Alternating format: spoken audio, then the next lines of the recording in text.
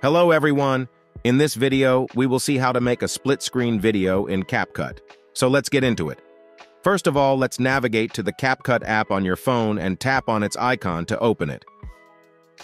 Once the app opens up on the screen, we need to create a new project to start editing. So tap on New Project.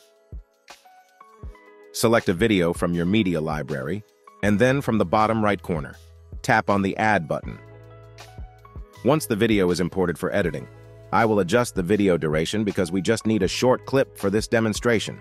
So, I will select the point by placing the timeline over the video, and then from the bottom menu bar, tap on the first option, which is Split, and then let's find the bin icon in the same bottom menu bar and tap on it to delete the selected clip.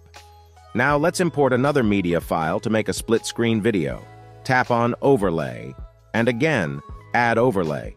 Select another video, and again tap on Add to proceed. You can see the second video is imported onto a new track, so keep pressing and drag it to set its position accordingly. And also, I will split this video in the same way, from the same point as we did before.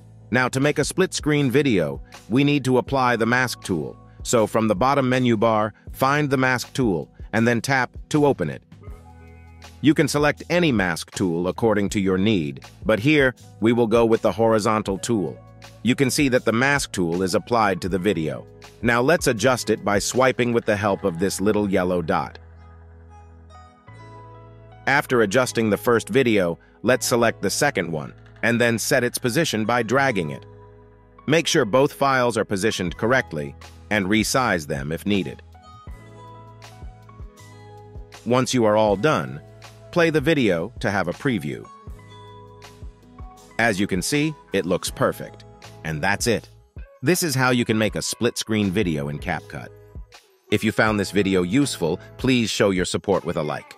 Your feedback is invaluable to us, so feel free to share your thoughts and suggestions in the comments section below.